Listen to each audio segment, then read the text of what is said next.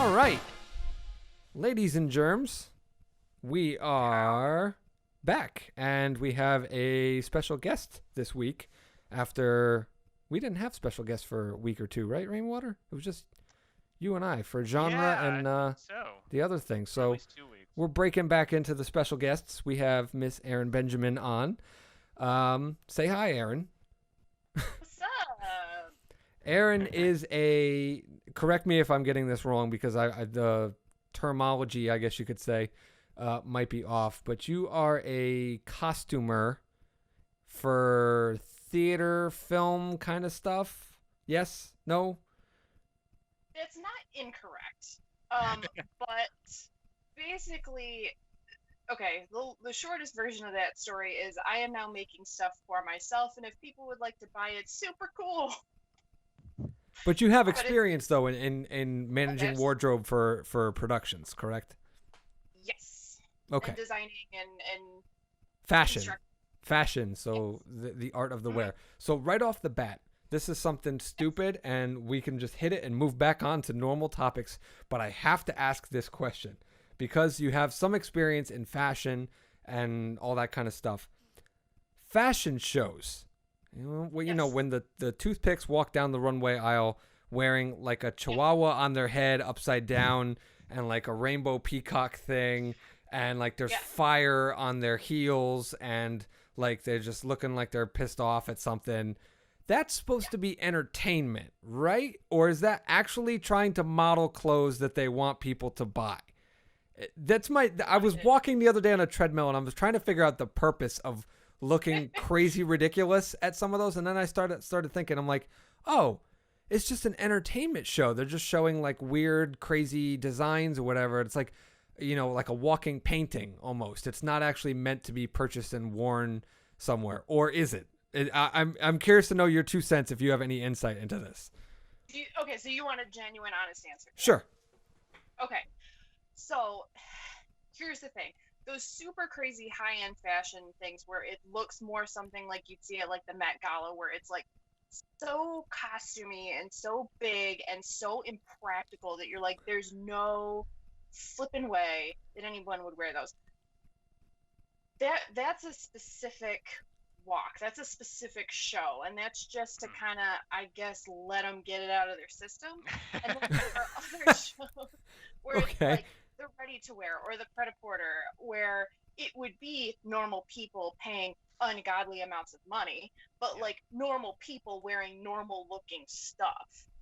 So it's two different ends. Like no one's really expecting you to wear the derelict stuff, but Okay. like it exists because it's like a signature of that house, if that makes sense. Because each designer have like signature like colors, or like the Italian designers will tend towards like bright patterns and colors and things like that because there's certain regions in Italy that are known for exclusive dyes that you can only get in that area. Mm, So Ah. that influences the fact that it's all big and bright and beautiful, and it's about the dye work right. and less about the structure and the drape and things like that. So like the So material influences the culture. Like it's kind of like and here we go already, Mr. Rainwater. It's kind of like food, where Italy is, got a lot of water around it, so a lot of fish dishes originate out of Italy as well. They have a warmer climate, so they have a lot of tomatoes, tomato sauces, and so on and so forth. So it's the same exact thing with fashion in terms of where the fashion is coming from. But then at the same mhm, time, it's just artists being batshit weird. Correct? It's like, oh, I just want to do this. Like I saw this in a drunken haze or something, and it's something that I want to do. Those poor models, man, they gotta wear some of that stuff, and I'm sure they're looking at it going, I'm gonna regret this. I was I just gonna feel like say. Oh, go ahead, Aaron. Sorry. no, go ahead, Matt. The only thing I was gonna say is my first thought when I saw like the more, I guess, conceptual stuff, or the Mhm. more out there stuff, is I kind of looked at it the same way of like concept cars, where you'll have models that will never see the light of day, but like we want to try this out from an engineering perspective to see if it is possible, to see where we can push the possibilities of engineering in cars. I'm wondering if that's also this like the same mentality for designers where they're like, well, let's see how hard we can push the possibilities of like fashion to see like maybe nobody would ever want to wear it, but maybe we can see where it'll go at least. Yes, and a lot of the times too, what you'll see is in these weird experimental lines or whatever, um, you'll like you can pick out, like, we'll say as an example, like 5 different trademarks. Like every single one has this specific type of pleat, and it's very predominant in all of the designs. Or there's a specific color scheme, or Yeah. there's a silhouette that's reminiscent of the 1760s. Yeah. You'll see those, and those will be reflected into the ready to wear, the normal stuff that you could wear to the office or to a date, or whatever you're wearing clothes for. But so it's saying we have these 5 different things that are going to make up our line for fall 2020 or whatever. Now let's see it in here where it's way more attainable. Yeah. I have a question too in regards to, because you're mentioning the silhouette, and so as a cartoonist, as like a designer for who has done stuff for storyboard and whatever, one of the big terms that comes along is you talk about character silhouettes, right? And so the idea is you make something that's very identifiable regardless of the details. You don't worry about the details at all. You're making a shape that carves itself into the negative space, basically. And so I was wondering, for you as someone who's, when you're designing like an outfit, like a costume, whatever, is silhouette like one of your first steps in the design process, or is it like, what would you say is a first step for your design process? For straight costuming, like if you are creating a look for a character for stage, screen, whatever, 100%. Yeah. That's something that goes into it. And then the other thing that you have to consider is this is a very interesting conversation we got into. I hated this teacher, but she said, you go through your entire life, most people typically being told, don't stereotype people, don't judge them on their book, on their cover, or blah blah blah, that kind of thing. She's like, our job, 100% the opposite. You have to create a visual portrait, a visual language for that character for the first 5 seconds that the audience sees that character. They need to be able to know exactly who that character is before they or anybody else on the stage starts talking about them. That makes tons of sense to me. Yeah, and so and you achieve that by doing, you can do it by silhouette. You also do it with color, obviously. Texture is a huge thing. I love designers that play with texture. That is why I will sometimes go to movies that it wouldn't matter if you saw it on a screen, back when you could go to a movie. Just so I could stare at costumes and their different choices in texture. Like, what would just as a question, what would be one of your favorite examples of texture used in either stage or screen? What would be one of your favorite examples? Honestly, Doctor Strange. I know it's like, oh, I can't like it because it's kind of... the texture, I just wanted to touch all of the people because the different gorgeous weaves, and really a lot of the Thor movies too, because Alexandra Byrne, I think she did all of those. I know she did the Thor ones for sure. She her grasp of texture and using different, and because you can look at something that's got a very coarse weave, think of a burlap or a canvas or something like that. That can go 2 different ways. That can look unappealing, poor, just terrible. It can also look very comforting depending on the fiber that's been used. So it's 2 different stories, but it's the same exact coarseness of weave, if that makes sense. Yeah, the other way that I'm looking at it too is you're 3D-ifying these flat 2D characters, right? Like Doctor Strange, we know from his colors, right, like blue and red, a little bit of gold or yellow or whatever, Mhm. But now you're translating him over into the screen, and he looks stupid if you have him as just like the same flat thing, right? So Mhm. you have to, what you're saying makes a lot of sense to me, in that you have to incorporate some sense of like I think of the texture on his cape in the movie, like it sticks out in my mind as one of the more like obvious signals about, okay, this is what the cape would feel like, if it were real, because we don't really think about it in that way when you're reading on a comic book page. That's a really interesting point, Erin. I never really even thought about that, but now that you're pointing it out, it really is like kind of opening my eye up, because something that seems like a major part of costume design is like this idea of not necessarily about realism, but just about like creating a new point of contact for a viewer, right? Mhm. To understand the character.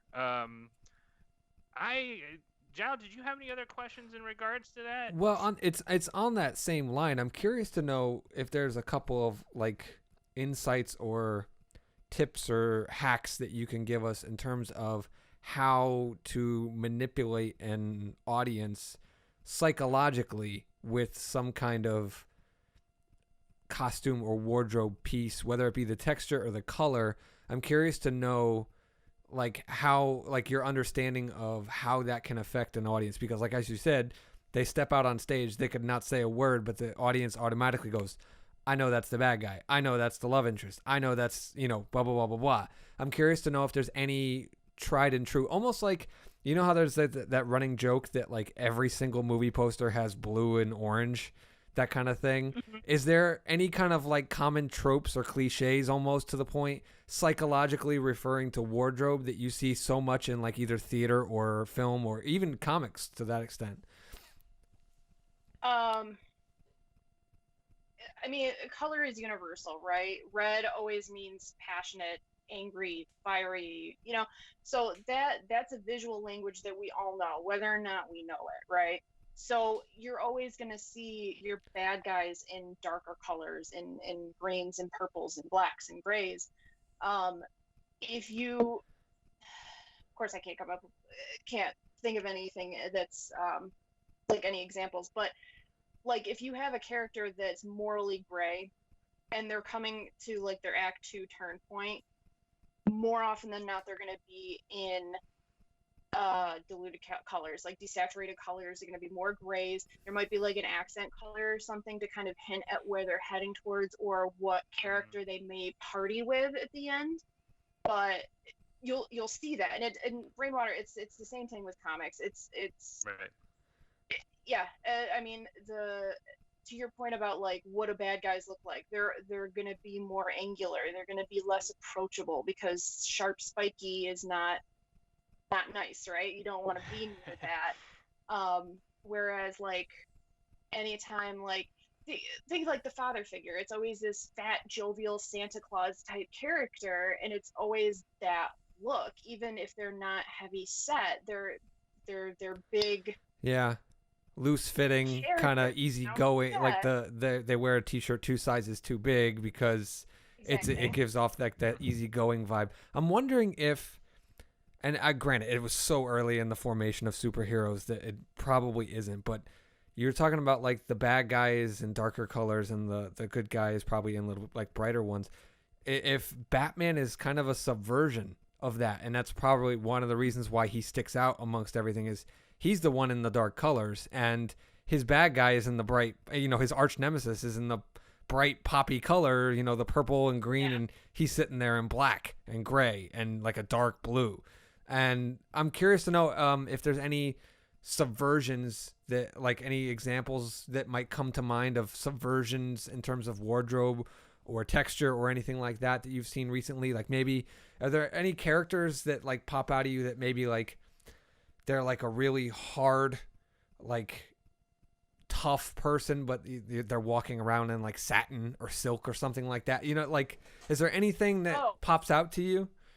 dude, anytime you get like a high elevated, whether it's like a costume drama or like a Game of Thrones type thing, Yeah.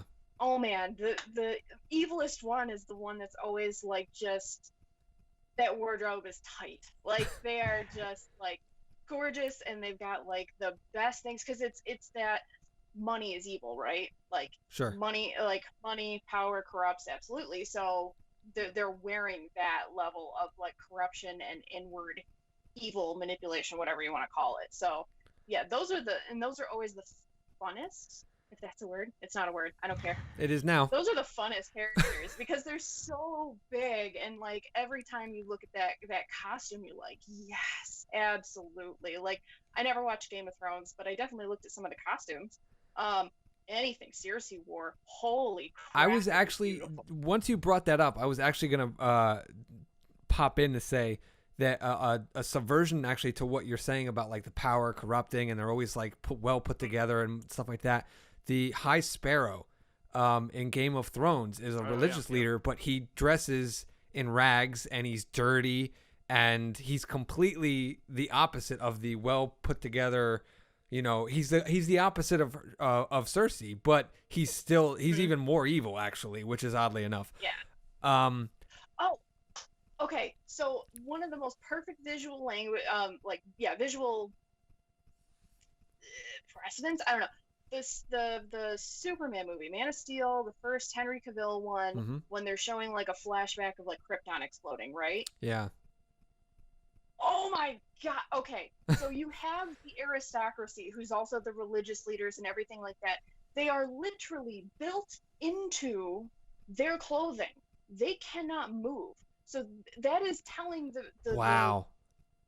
people that they don't have to move. They have these soldiers and these peons in their society to go do that dirty work for them. So they can literally just sit there, look fantastic, and like just order people around and be stuck in their ways. It's a very good storytelling because it's twofold, right? Because the first thing that you pointed out, Erin, was that they don't have to move, but then the second part is it also subconsciously suggests that they're fixed, like they cannot see the fact that things are changing, can't be persuaded. So they're not prepared for when Krypton explodes and et cetera, et cetera. That's amazing. I had never even realized that, but you're 100% on. And I'm watching the movie in my head as we're talking about it, and I'm like, holy shit, that was there. And it's like, that's deep, that's embedded. Like, that's one of those things that no one ever talks about. Like, when they look at things like Academy Awards, like people will constantly say, oh, this movie was duped because of cinematography, and this movie was duped because of, sound editing or whatever like that. But the costuming category, nobody really argues about. Usually people give the pretension argument where it's like, oh, Neon Demon should have won for best costuming because it was a movie about fashion. Like that's just like the very pedestrian answer. But what you're talking about is really about deep-seated psychology going into and telling the story without knocking you across the face with it, like to the point where I'm sitting here mind blown that was there and I just wasn't picking up on it consciously. I'm curious to know in terms of like your fashion stuff, because outside of costuming you've also done some fashion work too, right? It's all kind of hand in hand, I assume. So I'm curious to know, I'm outside of the obvious, because I think everybody here knows that in the summer you wear you show more skin because A, you're trying to keep cool, and B, everybody's trying to show off their bod or whatever it is, or you're going swimming or some shit like that. In the winter, you're wearing coats because it's fucking cold, etc. However, I'm curious to know what other things go into the decisions of quote unquote seasons when it comes to fashion, because that's, you know what I mean? All of a sudden, like, there's that rule that you can't wear white after Labor Day, and I'm trying to or Memorial Day, whichever one it is. I always get those two mixed up, but I'm curious to know, like, what's the psychology that goes into like assigning colors and patterns and textures and stuff to particular seasons? Why do they do that? So, two things. This reminds me of I don't know if you guys have watched Devil Wears Prada, but there's a moment where sadly. they are presenting the designs for spring, and she goes, "Oh, florals for spring. How original." Yeah, I remember that. Okay. Which I love. And then I don't know how much this plays into it, but it was a huge phenomenon in the 70s. I believe Avon put out a book and it said, "Are you a summer, a winter, a fall, or a spring?" And it basically looked at your skin tone and it was like, based on your skin tone and like, your hair color and your eyes and blah, blah, blah, what colors look best on you? I don't know if that played into fashion that much, but it was like huge, like to the point where that was like a societal touch point. Like I remember growing up as a kid and the women in my family joking about, "Are you an autumn?" Like, so that was a thing for a while. I mean, in general, you do like dark colors because in like the cooler months, because okay, I this is know, gonna be like deep dive. So, the sun, the color temperature of the light in the outside mm, world does change. That's a film thing that I've picked sure, up on. Is like in the winters, sure. there's a whiter bluish color that most normal people Oh, don't notice, but artist people do. And then in the summer, we Mm. start getting into like more golden, yellowy. Fall, or excuse me, spring is a little bit. I want to say whiter in terms of the color temperature of the sunlight and everything like that. Is that part of what it's going on? I think what it is, so on a practical like lay level, like you and I, middle class, we're just buying clothes to like function. And yes, we're trying to make a visual statement about ourselves, who we sure. are. But like on a level, it's just I'm cold, jacket. It's raining, galoshes. Um, Darker colors are easier to clean slash harder to stain. So they're gonna be in the wetter, colder, shittier months. Your brighter colors, it's also a mental thing, right? Too, you've like for especially northerners, you've been in 6 to 8 months of garbage weather. Now you want to wear something brighter, prettier, like it wakens up all that vitamin D that hasn't Yeah. been in your system for a while. I will also say the higher up you get into like expensive, you're going to find white winter coats because you don't do anything to make them dirty. Going back to Superman again, like the aristocracy doesn't do anything to dirty themselves Right. annually. They have people that get dirty for them. Absolutely. Exactly. Rainwater, did you have more questions? You look like you were trying I to had speak up, a and I kept talking over you. I had a question previously going back to costuming because I was wondering, Aaron, if do you have are there any like either film or plays where you wanted to go see it specifically for the costuming? Didn't care, like the story didn't matter, none of that was like important. It was just like I'm gonna bet my visually money that you saw. she's gonna cite a period piece like Zodiac or something. Not that Zodiac wasn't a good movie, but like the '70s or something set in a period is probably got to be calling to somebody like that, because that's when wardrobe really takes front and center stage, is during period pieces, right? Sure. Yeah. So I I'm a narcissist, so I won't waste my time. If I don't think it looks interesting, I'm just like, Yeah. oh, I'll just wait for an art book to come out and look at it in person. Yeah, yeah. But there are movies that like it was equal parts like I want to see this movie. Holy shit, these costumes are gonna be amazing. Um, both of the Elizabeth movies with Kate Blanchett. Mwah. Um, Velvet Goldmine. Oh my god, I there. remember I remember you and Matt talking about Velvet Goldmine. I shamedly still have not seen that movie Is yet. I that need to. that the movie with Jake Gyllenhaal as like the art? No, No, not at all. So that's Velvet I, Buzzsaw or I something like that. Never mind. I'm thinking yes, differently. that yeah, Velvet Goldmine. Okay, this is what's funny. This was my exposure to Ewan McGregor and Christian Bale before Batman, before Obi-Wan, all that. Yeah. And let me just say, I was waiting for the bat butt bumming. Let me just put it that way. Um, but so Velvet. Okay, if you know Citizen Kane, I know there are a lot of people that love that movie. Sure. I did not care for it. I'll put Yeah. it that way. Velvet Goldmine does Citizen Kane, that storyline or that story structure, under the umbrella of glam rock, a la parallels for David Bowie and Iggy Pop. Yeah, I mean, I'm sold right Aces. there. Aces. I And I gotta. don't know you. Oh, I have my Iggy Pop wall right behind me, so I'm about Iggy Pop. So like I'm about that movie. But the movie is beautiful and it's so outlandish and it's like high glam early 70s like they were bonkers and they were beautiful because like if you look at like what Bowie was wearing from like just after his folk career ended and he became like you know David Bowie. Yeah. He wore just the most bonkers stuff, and it was just fantastic to watch. I gotta imagine So that the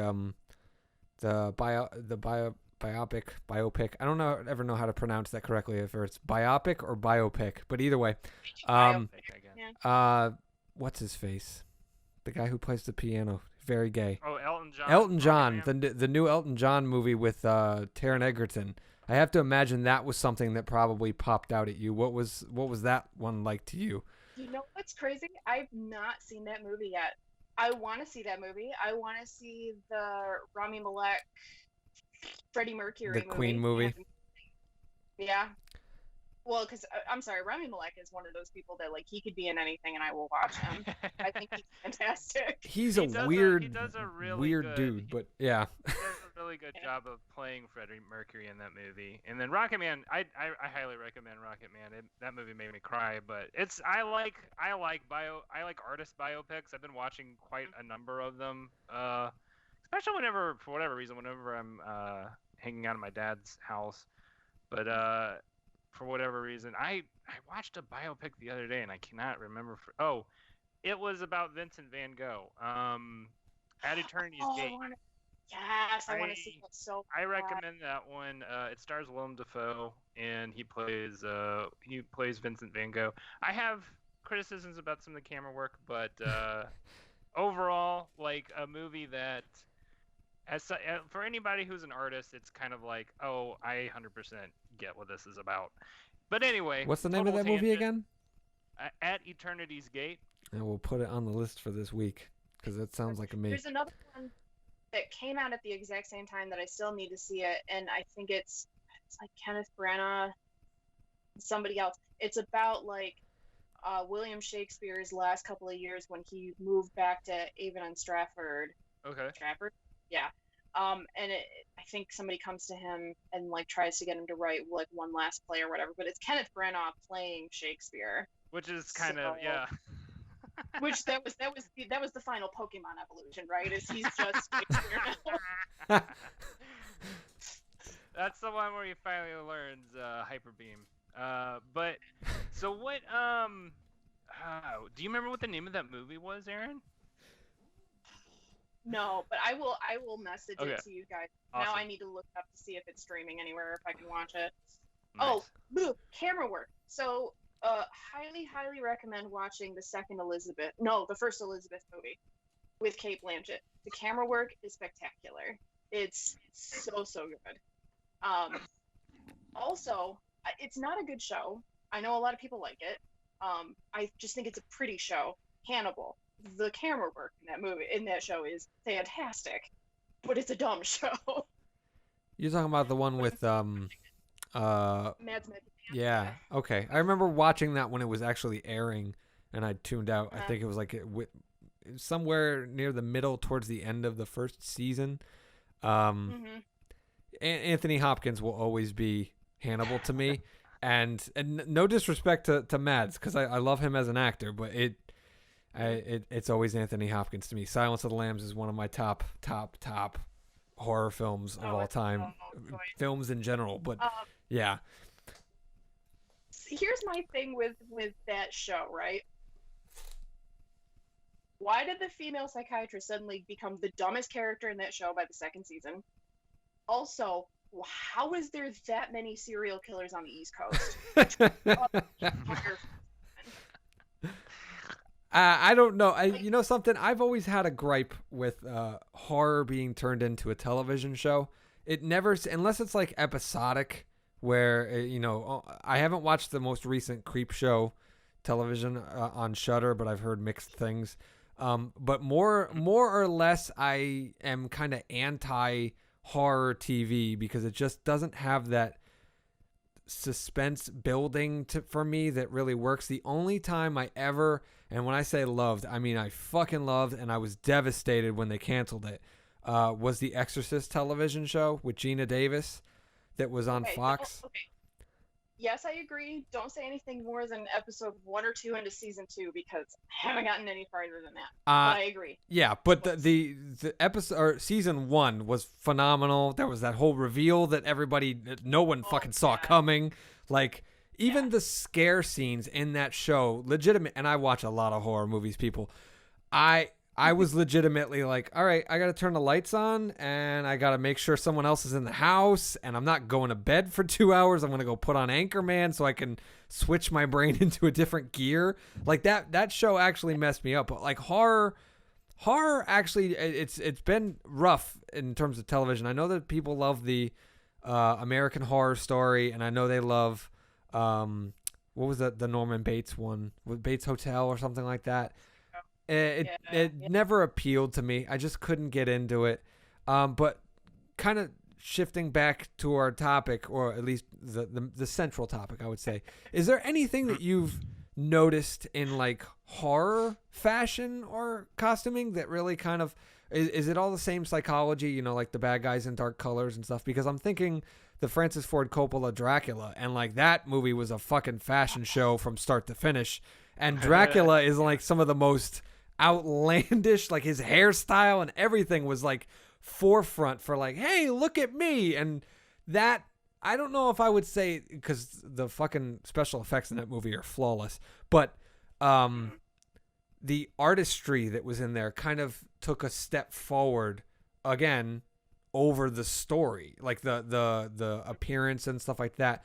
Would you say that there's a importance to how like fashion or wardrobe or just all that kind of that general area applies to horror? Because as a horror dude, and I know you're into horror too, because we were talking about Universal Monsters before we got rolling.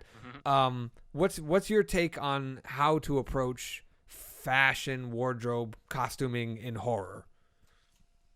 That's a hard one because, like, okay, going back to your point, and I completely agree, and I can't remember the woman's name, and I feel like such a shithead. Dracula is a beautiful movie, and even the girls' dresses, like Mina and their Lucy. dresses are beautiful, and they are historically accurate. They are on point. They are beautiful. I can look at those dresses for days. But like like when Dracula is like full monster, right, and his stuff is just so bonkers. You're talking about the difference between an Eastern designer's aesthetic versus a Western designer's aesthetic, because the designer was Japanese for that. Interesting. Yeah, and I think she's continued to design costume. I feel like she's doing fashion as well. But like in general, if you want to compare Western versus Eastern, especially like focusing on Japanese fashion, it is probably not surprising, very structurally sound. It's very like they will do weird things, but there will be a perfect square like draped onto your shoulder, and that is made out of the fabric that is the rest of your clothing. Wow. Like it's next level, like designer sort of stuff. It's beautiful to look at, but it's kind of bonkers by probably a Westerner's point of view. To your initial question though, that's a hard question because most horror is just you're serving the scenario, right? Like, okay, perfect movie. 78 Halloween, the original Carpenter movie. Look at those three girls as they are walking down the street. Their clothing tells you exactly who they are. The only skin showing on Laurie, Jamie Lee Curtis, is her face and her hands. She has opaque white stockings. She has a skirt that is very modest. She has a shirt and a cardigan. You know she's the survival girl just looking at her. But then PJ Harvey, who I can't remember, she's the chick with the Linda. pigtails. Yeah, like she's got like a little kind of crappy thing. She's like poured into those jeans. She's got the giant like 70s shoes. Like, she's ready to go. So really, And it's about serving character, like you said before. It doesn't matter really the genre. You're really just establishing the archetype. You know what I mean? Like to kind of get the audience into expectation, which I think could be a fun thing to mess with if you're an artist or a storyteller, is to kind of subvert like that. With Michael Myers, I mean, he's got the dark jumpsuit, right, which helps him blend into anything. But then the red herring or whatever is that bright white mask that Carpenter used to such great effect. Is those slow fades where you just see him coming out of the back of the closet, from the back of the hallway. They're so successful, and it's such a challenge to be like, I'm gonna have a serial killer who sneaks around and is not found by anybody with a bright white mask. Like, it's that I could go on that. I am curious to ask you this in terms of horror movies, because it seems like Halloween set that standard. Yes, there were slasher movies before Halloween, but ever since Halloween, every fucking horror indie movie with a serial killer in it feels like they have to put a mask onto their serial killer, and it keeps going down and down and down in quality, to the point where I'm 99% sure the filmmakers walk into Party City and they pick out a mask off the wall at random or whatever's the cheapest fucking thing, and then they project some bullshit onto it where it's like, oh, this is a blank white mask like Michael Myers, you can project your fears onto it. And it's like, no, dude, that thing is $2.99, and you just thought, okay, let's save some money. I'm curious to know, as a designer or, a costumer, whatever the moniker is, what would you like to see in terms of not even just a horror movie mask or a killer or something like that, but just in terms of like the tropes or the cliches of how costuming is going? I know that it's supposed to establish character and there's a set expectation that comes with it, but what do you think is something that's missing in terms of this? I'm taking Rainwater's question to me from last week's episode about genre, about what genre is really missing from movies these days, and I'm turning it around on you, where I'm asking you, what's like a wardrobe kind of thing that you feel is missing in storytelling, whether it be theater productions or film or even in comic books, because I know you read comics as well. What's something that you would like to see that you don't think we're getting enough of in this day and age? Well, so if we're talking strictly genre, like genre movies, like pisses me off that they've decided that superhero is a genre movie. Not if you do it right. Because like you have, Winter Soldier, that was straight up a 70s political thriller. That's not the genre of superhero. It's just dudes wearing funny outfits, right? With Robert Redford. So who's the king of political thrillers. So I think we're getting there. But with any kind of meta-based story, I would like to see more realism, and we're getting there, because I think the changes that they made to like Wonder Woman's costume were great. The fact that it had like that pleated skirt thing that looked very like Roman, gladiatorial sort of skirt, I liked that a lot. But more in general, more realism in the thing, because like this is also coming from, and again, I love comics to death. This is coming from the source material, where every woman is half naked. Her tits are drawn like two cantaloupes. I sit there, like, I had a conversation with Man about, like, can you imagine what it would take to drape that? You would literally have to drape, okay, here's the garment, but cut holes out for her tits, and then sew pockets that are specifically made for each boob. Because they don't do, like, a line, like, that's not how clothing goes. That's not even how spandex goes. I think you've kind of stumbled into something here where we're overlooking the practicality that comes. That's a demand that comes with wardrobe and fashion, is that it has to be practical as well as aesthetically pleasing. And we've been talking about the aesthetic a lot. So I'm curious. You must have stood and applauded when you watched Dark Knight and Morgan Freeman and Christian Bale are talking about upgrading the suit, and he goes, "You want to be able to turn your head."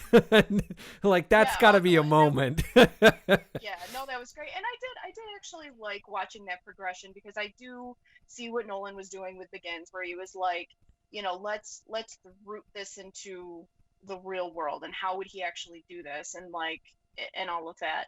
We were actually just talking about how I cannot wait for the new Batman, because Riddler is my boy. And you don't see him because he's smart enough to have everything covered, because he doesn't want DNA. And I was like, oh, we're off to a good start. But if you're a film fan, you already know what Paul Dano looks and sounds like, so it's like, oh, there he is. Like, unless he goes full Ledger Joker and like you don't recognize Paul Dano, which is an entirely possible situation because dude is a fantastic actor. But otherwise, I'm just gonna be like, oh, there he is. That's him. Like, my dad's not gonna know, but Sure. Well, it's like, do you watch Fox Searchlight? No? Then you don't know who Paul Dano is. True. So, okay, let's go back to the previous thing. So let's compare things. Obviously, the new Batman movie is not out, but we've seen the trailer, and it's been available for 6-7 months. Fingers crossed that we get it. Is it this year, or did they bump it to next year? I don't remember anymore. I think it's October this year. Fingers crossed. Can we talk about how much I'm freaking out? I'm gonna get Halloween Kills and Batman in the same month, and I think Morbius comes out that month too. I don't know how my expectations are for that film, but I think that's supposed to be coming out then too. If nothing else, it's gonna be a fun vampire movie, and I'm always down for that. But okay, so going back to let's compare and contrast costumes, right? With Sure. the same sort of characters. So, full disclosure, the Gotham show, it's pure fan service. I don't care. I love it. It's candy. Give me it. Corey Michael Smith, I love his performance. They wrote him like Two-Face a little, so that's weird. But overall, like, I like him as the Riddler. So you have that, which he's in that gorgeous green suit, right? Which is what you're waiting for. You're waiting for the whole thing. He's been lab assistant or whatever the hell, and then, oh, I've got a suit because I'm cozied up with Penguin, and spoilers for Gotham, but it's all out on Netflix. So you have that, and then there's the big like paint the garage reveal, because now he's got his green suit, right? That's what you've all been waiting for. I'm advertising I'm the Riddler, right?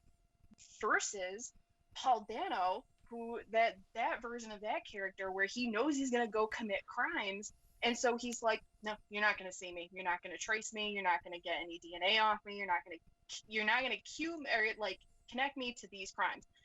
And like, Riddler is my steez. Holy crap, Riddler is my steez. And I can appreciate both of those interpretations through the costume, because one, he's a swaggering peacock, which he is, because Edward Nygma is in love with himself and he knows he's the smartest man in the universe. Right. The other one is actually the smartest man in the universe and can plan ahead.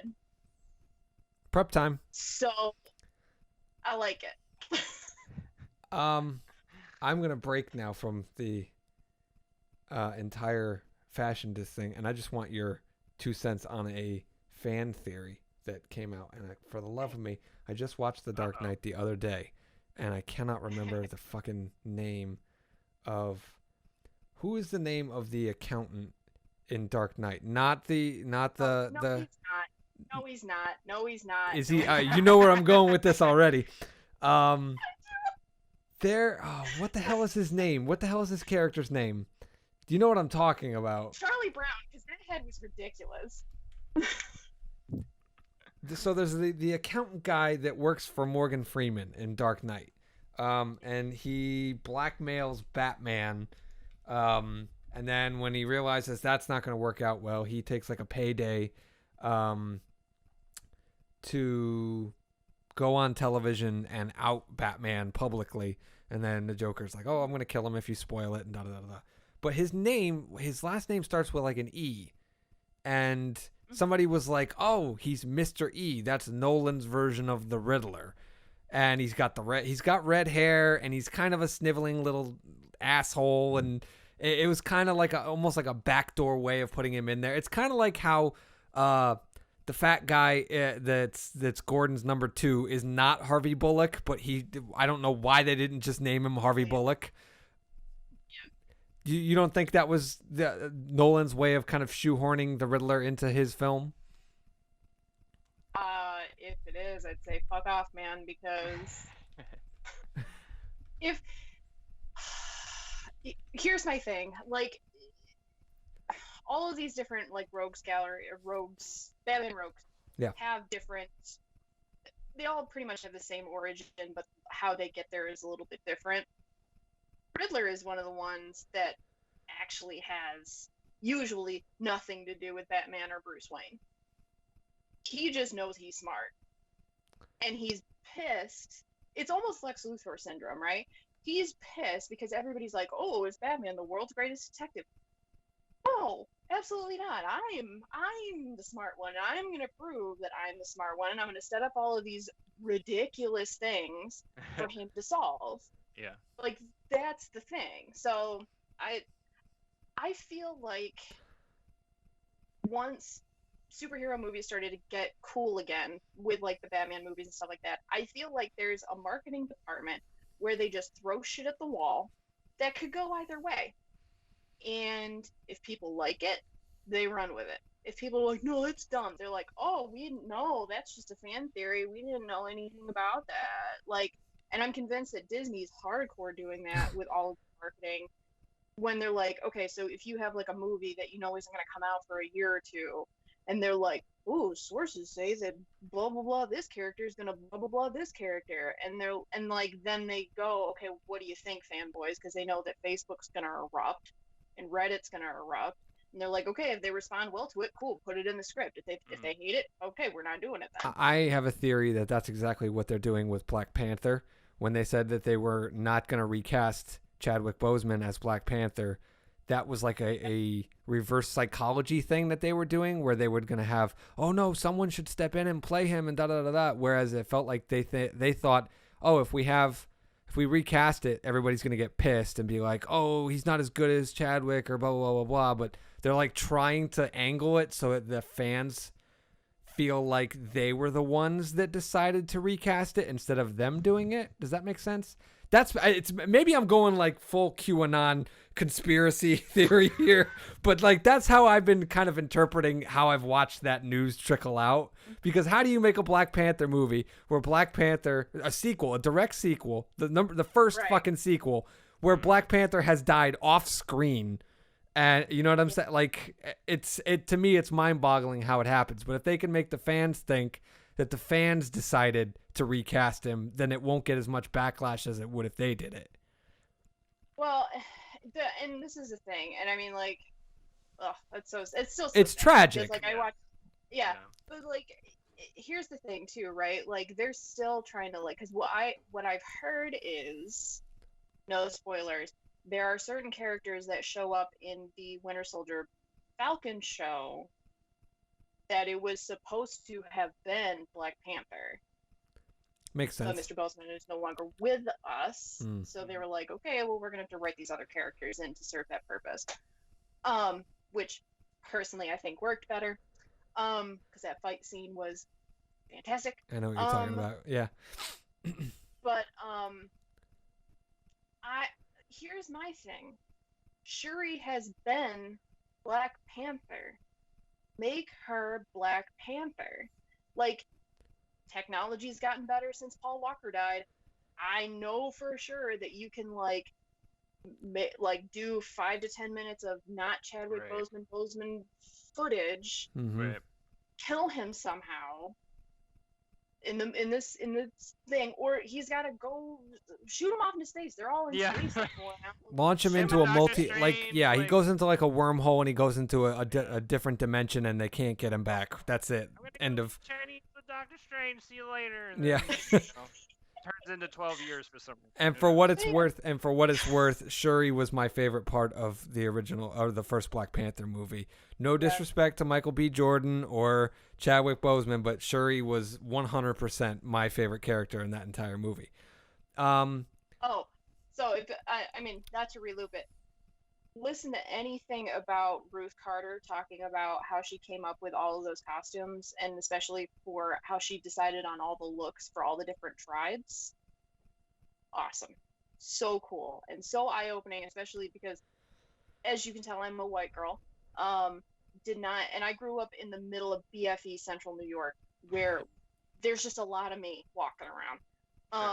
So I didn't get that exposure, that cultural exposure growing up. So it's very cool to have that woman and her breadth of knowledge speak to, this is how I went about designing my world for people that look like me. You could tell there was a lot of thought that went into figuring out the particularities of each different tribe, and like, because it's like, it's not just cultural, but it's also functional for each one too. Yeah. You know what I mean? And that was one. I mean, there's a lot of things that I liked about that first Black Panther movie, but definitely like the visual aspects of it, and like it seemed like they had a lot of fun like figuring all that stuff out, because it was a smorgasbord of design. Like I just I don't really have anything of actual substance to say beyond that. But I did have one question, Erin, which was that if there was one character from any story that you could that you would want to do a costume for, who would that be? Oof. And maybe it doesn't have to be. I could say, we could even rephrase it. Maybe not one character. Let's say a story that you could do to just broaden it a little bit. If there was a story that you could do wardrobe for, what would that be? If they ever did an adaptation, they may have, I don't know, for Kate Chopin's The Awakening. Okay. It would be very understated, but I think it would be very cool to do. So overall, what the story is it's set in the late 1800s during the Edwardian period, and it's this upper middle class couple. This woman, yada yada, this woman just kind of decides, I kind of just want to do my own shit, and just because my husband says, hey, I'm going up to bed, you're coming up with me so I can fuck you, right? And she goes, no, I'm not. And she tried, like, it's basically her awakening as a self-realized person, and how everyone around her is like, no, I don't like that. She kills herself in the end. She walks into the ocean, she kills herself. But I think the subtleties that you could do with her dress attire would be beautiful, and you could do a lot to just do a lot, like little visual cues to like let people know where she is psychologically. Cool. I think that'd be great. So for you, the appeal is figuring out like those nuances, basically, because I'm actually, I mean, I'm not super well, you know, I don't really understand a lot of the Victorian garb. Would love to learn more, right? But to me, it seems like a lot of it is, at least color-wise, kind of everybody wears very similar colors, sort of darker colors, maybe slightly bluish. But like in my mind, I go, it's black, it's white, and it's gray. And I know that's probably not the truth. You know what I mean?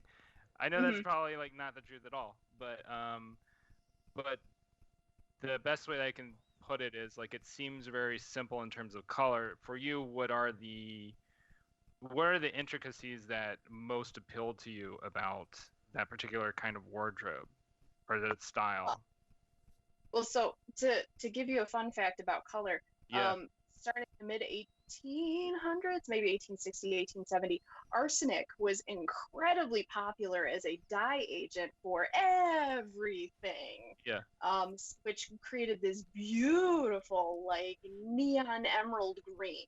It was used on wallpaper, cosmetics, clothing. So there was a lot of, poisoning going on. I was about to say, there's arsenic in makeup. Don't put that on your face.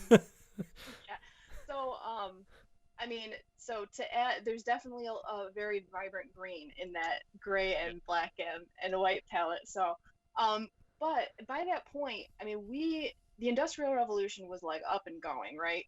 we had taffeta was a thing. Taffeta had been a thing since the Civil War. You know, rayon had been introduced into the economy, which, if you're not familiar, rayon is it's a manufactured fabric, but it's very lightweight, very breezy, and it's actually dyeable, unlike most other synthetic fabrics. So that's why it started becoming popular at that point. So the access to different types of fabrics were like they were the most available than they'd ever been at that point. So and then if you're talking about once you hit a certain like level of money, like once you hit a certain class level, Yeah. as a woman, you were changing your clothes 6 times a day at least. Wow. Wow. Holy crap. Yeah, because different teas, greeting people, waking up in the morning. If you had dinner, even dinner with just your husband required a certain level of expectation of dress, to say nothing of if you were going to somebody's house and having a party. So then there's different levels of decoration that you can do too to kind of tell the story of like where you are, like mentally. So Absolutely. No, I love that breakdown that you just gave because it's something that I'm trying to become more aware of to think about in regards to just the history of clothing because you know like in the modern era it's sort of like anything goes in a lot of ways, but for a long time in human history it's been what do we even have available? Like what can like you were just talking about how yeah. arsenic was being used for so much to produce certain colors, and there was a Hmm. long period in history where it was like color was uh, in order to create a color you had to have the physical resource to do it, and sometimes that was not particularly convenient. Like we now suddenly live in a time where it can be convenient to make kind of whatever color you want, but Yes. to you know to further go into I guess wherever the hell I'm going with this ramble, but um I think my next question then is, do you have like do you have like a favorite process that you've heard of in terms of how colors were created in the past? And like what would that be? Well, uh, rainwater, that actually loops over to the other thing that I was going to talk about. I Awesome. um I am really interested in how you take natural elements, shells, roots, flowers, whatever, and like dye vegetables. Yeah. Um, yeah, I've done natural dyeing before. It is a challenge, because now you're getting to the chemistry aspect of it, right? Yeah. Because It seems super depending, fucking challenging. For sure. yeah, I bought a book. I still have to go through it, but like, because like depending on what type of um plant stock, we'll Okay. stick with plants and not even get into like animal stuff and shells and all that because that's a whole other thing. But depending on what type of plant or aspect of the plant you're using, you have to consider the type of mucilage. I think that's how it's pronounced. It's Mm, Mucilege. It's basically the amount of like water stuff that's in there. okay. Um, so like depending on like if it's a berry or a fruit or a leaf or a flower, you have to either use vinegar or salt, or like you can use another type of acid like lemon juice. But if you don't use the right type of thing with it while you're dyeing it, the color will not take. Okay. So that's a That's whole thing.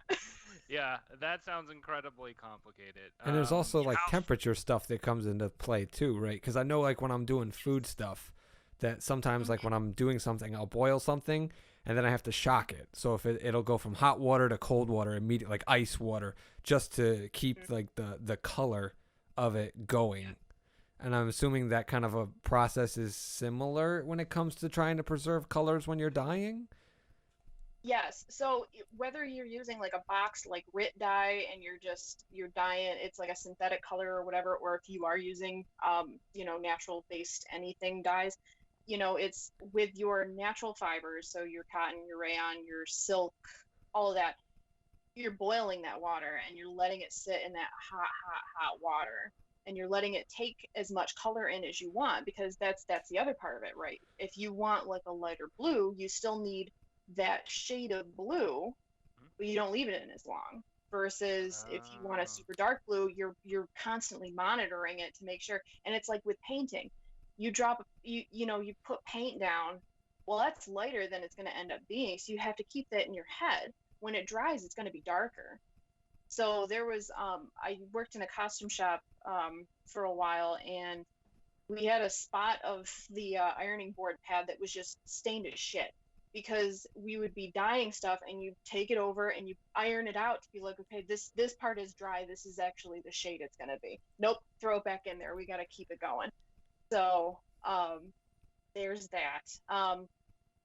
But then because I cheat, and if it's like a big yardage, I will do it in the washing machine. You can't do it with newfangled robot ones. You can only do it in the manual ones. But you have to then do like cold water at the end, because to your point, Jow, that stops the chemical reaction of dyeing, and it's like, okay, I'm color locking you now. But now, I'm curious to know, can you heat it back up? Like, can you do it like once it's been cooled? Is that it? Like, that's the end of it, or can you put it back into the hot water and continue to add more color, more saturation to it? Oh yeah, I mean, just think about like if you have like a white shirt and like you drip something on it, you can still keep getting shit on your shirt and it keep getting dark and stuff. Okay. But what it's trying to do is, it's basically, by color locking it, it means that you're going to be able to wash it, and it's not going to suck all of that dye right back out of the fabric. Gotcha. Yeah. And what for you was the inspiration for getting into learning this process? Just I get bored. I get like oddly curious. I like there's kind of always been a part of me that's very curious as to like what, since the beginning of our civilization as mankind, we've been taking from the earth and doing what we can with it. And we've decoration and self-expression has always been a thing in human history. Cave paintings are obviously the most predominant example of that. But then, once you could dye, I mean, it's like, think about that idea, is like your whatever level of evolution. I buy into evolution, everybody, so that's what it is. But so like you're at whatever level of evolution and you dye, or you spill blood or juice or whatever on your animal hide, and you're like, hey, that's crazy, that's still purple or blue or red or whatever the hell it is.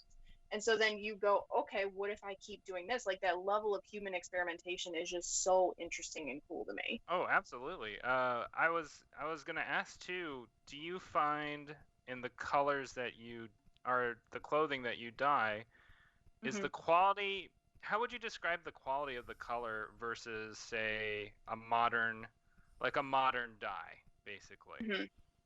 So like a synthetic versus like natural products. How would you describe the quality between the two? Typically, but not overall, not as saturated. Because those pigments that are coming out of a factory have been manufactured to be this type of blue, this type of purple, to have that level of consistency that we are so used to in capitalism. But I mean, I say that, but then if you dye with turmeric, you will get the brightest shade of yellow you've ever seen in your life. Turmeric is pretty extra, though. Extra. So I mean, and it's all about, like, if you put more of your material in, the more saturated that color is going to be. And then again, going back to playing with whatever chemical solvent you're using with it, whether it's salt or an acid or whatever, that then helps that along. But I mean, in general, it's not as saturated. No, I mean, I imagine that the effect that you get must be beautiful, though, because I mean, there is a certain beauty to organic processes that you're just not going to get from I'm going to say machine processes. That doesn't necessarily mean that it is machine processes. Sure. Well, Jow, do you have any other questions in regards to that topic? Not particularly. We're coming up on the end of our usual time, but I kind of want to use Erin as a guinea pig for something that I had long ago thought about doing and then forgot to do every time we have a guest on, which is to kind of end the episode by asking for your advice to anyone who's interested out there who's maybe wanting to get into costume design or fashion design or anything of that nature. Like, where should they start? Because obviously us three schmucks dropped a whole lot of money to go to a really expensive art school that we all mostly regret, when we probably could have went to the library, got a couple of books, and started there. But in your wisdom, experiences, whatnot, what's a great way for someone to kind of not just get their foot in the door into the business aspect of it, but to kind of learn the basics? You know what I mean? Like the principles of that particular area of design. Sure. So it's kind of twofold on my side, right? Because there's construction and then there's design. Construction is easy, in that talk to your family members. I ended up finding out that I had great grandmothers that sewed that no one ever told me until they died or they were put in a home because they had Alzheimer's. So ask around to your family, ask around to your friends. If not, go wait till Joann's has a sale, buy their heavy duty Singer machine. It doesn't need to last you several years. It just has to last you long enough to work on it for, to get your footing under you. There's no reason to go get these like $5, $6, $7,000 or $700 machines. And just start. Watch YouTube tutorials. Get books out of the library. Go to garage sales and see if people have old sewing books. Just try anything, and then go to Joann's when they're having a pattern sale, 99 cents to get like a pair of pajama pants. Screw it up, it's fine. Like, get shitty cheap fabric that maybe you'll never even use or wear or want to use, but like just getting those basics down is so key. And then when you get comfortable with the sewing aspect, you can move up to like draping and pattern making, which is a bear. I still struggle with some of it, and like I went to school for it. So, but there's books on all of this stuff. So like, don't waste money and time and mental health Yeah, right. to school for this, because it's not worth it. And then as far as like getting into design or like getting into like, because it's a whole other thing if you want to do costume design, of like learning how to work in a theater ensemble. That is a whole other aspect to that job. Yeah. Look for community theater. Contact your local high schools or colleges or any schools. See if they're doing performances. Probably not right now for obvious reasons, but once things are up and running and semi-normal again, see if there's any way you can volunteer to help to work with the costume lady. Inevitably, that's a woman that is 70 years old who's been sewing since she was 10. She is the level of knowledge you're going to get from this woman is bonkers. So just get it from people that can give it to you for free, or just a little bit of labor that you end up getting that experience from anyway. So just get out there. It's really what Those it is. are awesome suggestions. I have one actually very specific question to ask you for my own selfish knowledge. Okay. Recently, when I was trying to put production together on a film that I was trying to get off the ground, I had noticed, and this is very common among amateur filmmaking, and I don't know so much about theater, but it might be as well. When someone costumes a film, 9 times out of 10, they go out and they buy brand new clothes for the character, and it doesn't look lived in. It looks just flat and starchy, and just they you know what I mean? Like, it's fucking perfect, and oh, you look great, da da da da. When it's like, no, that character's supposed to be a little disheveled and stuff like that. I'm curious to know what's like the best way to distress clothes so that they look worn in and kind of beaten, because I had some stuff and I was like, oh, I'll just put it into the washer and dryer 2 or 3 times and that'll do it. Or, I'll take a X-Acto knife and I'll cut a little corner and fray something. And it still didn't work out the way I wanted it to. It looked shitty. It looked like new clothes that had been fucked up and sold at TJ Maxx. So I was like trying to figure out how to distress clothes so they looked lived in. And I couldn't get there. So I'm curious to know if you know how to do that and if you could give me any advice. I do, and that was actually I worked on a couple films that like I had to do towards the end of SCAD, where they had to be distressed for various reasons, and that was the funnest part. So sandpaper is your friend, and like, okay, so this was when I did Rocky Horror. So for Eddie, I made it was a girl. I tried to make her look like a 1970s punk, like very Sid Vicious or whatever. So I actually stole somebody's wallet. Not really. I borrowed somebody's wallet from the cast, and I put them in the jeans that she was going to wear. And I went over the corners of the wallet with the sandpaper. So it had that impression of the wallet in her back pocket. Oh, wow. The other thing you can do is just getting like straight razors. So like if you want to do like holes in clothes or whatever, just with the very end of it, like you're picking out threads so that like when you're pulling it, you're speeding up that natural deterioration, right? Because that's what happens with something. Like one thread goes and then it starts pulling away, and so the weave is disrupted.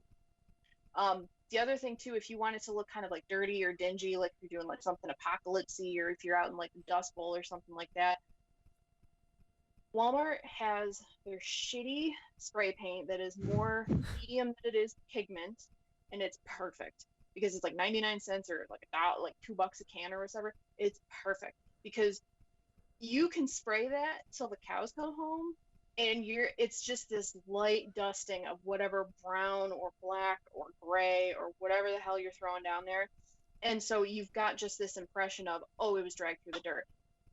To that end, I've literally thrown stuff in a dirty parking lot and stepped on it.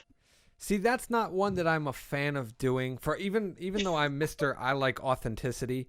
You can talk to Joker about this because I'm 99% sure he was in the movie with Maddie Knox. If you remember A Machine Like That, it was a short film we did where I played like a goofy inventor or something.